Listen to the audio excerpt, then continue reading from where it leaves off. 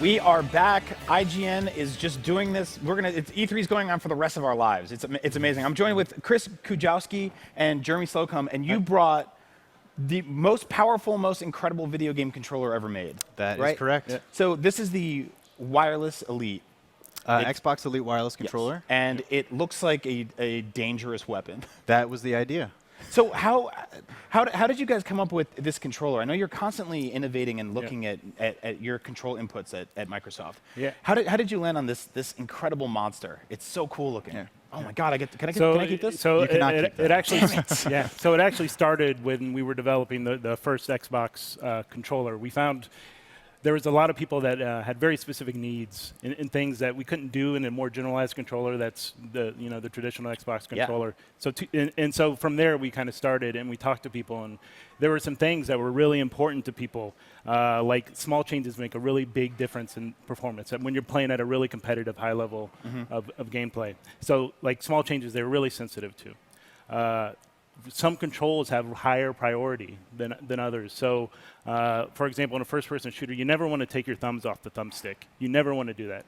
And then the last is like longer gameplay. Anything that can be more ergonomic and more comfortable and more durable for them to play longer is what's important. So I'm holding it right now, and one thing I notice immediately there's this really cool kind of grip texture to the outside, and it's very inviting. It makes you want to just pick up this controller and not let go. So that's a plus. I don't ever want to play anything else.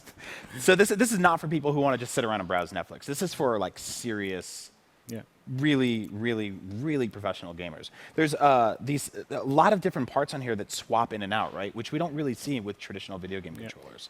No, the hardware customization on this. Do I have to give it back to you? Well, only for a minute. Damn it.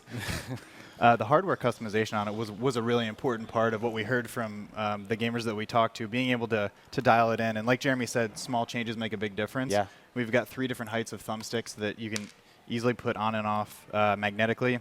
And just feel that it's a millimeter or 2 difference, but it totally changes the way that you feel it in your hand and your responsiveness. So that was you guys must get some really very specifically crazy emails that are like, can you make the stick the tiniest bit higher? And then you say, sure. Yeah, and that's what people want. You know, we talking to these players. They mod their own controllers. They're out there doing this, and so we wanted to give more people the opportunity to play with that type of controller. Let's talk about something that I don't know a lot of people saw. There are kind of adorable but also terrifying looking spider legs on the back of this thing. These are extra inputs. Yeah. So these are the 4 remappable paddles that can be remapped to any digital input on the controller. And you don't have to use 4. Say we find that 4 for people that have never played with paddles before can be really overwhelming. So you can take them off and you can just use 1. Yeah. Or you can put them in upside down.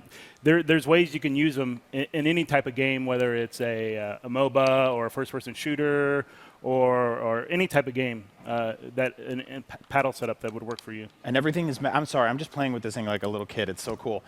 So everything's magnetic, right? And even the D-pad can swap out, right? Yeah, that's right. So all of these interchangeable parts are stainless steel, which we did so we can make them, it's a magnetic stainless steel. And also durability was a really important part of what these players were looking for.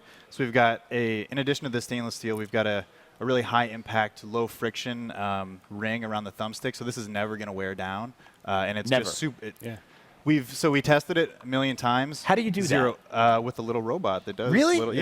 No, there's all kinds of little robots doing stuff with Microsoft.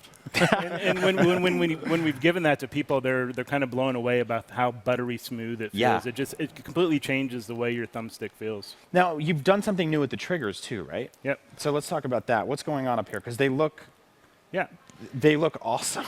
I don't have a more journalistic word for that. They look really, really cool, and they click well and they feel great. So what sort of new technology is in these things? Yeah, so what we have here is what we call the hair trigger switch, which basically, in the middle of a game, you can just flip the switch, and it shortens the throw of the trigger. And what we found is that allows people to press faster in certain situations for games where that's important. And say you need to drive, say you're playing Halo or some kind of game where you need to get in a vehicle and drive, you flip it back, and you get the full press of a gas pedal. Wow. So what's next now? You guys can just kind of relax and enjoy that this thing's done. Do you have to not make any new controllers for a while? We don't have to evolve or iterate on this? Yeah, we're just going to take a vacation for a while. Good, you've earned it. No. So when is this out, and what does it cost? What do I have to do to own it? Out in October, okay. $149.99. Okay. And it will be available worldwide. Yep. Cool. Well, we are. Are you sure I can't keep this? You can come to the booth and play with them. We've got a bunch of setups with a bunch of demos, and you can play it on Gears, on Sunset, on Forza. So come to the Xbox booth and check it out there. Cool. I will dress like a robber and steal it.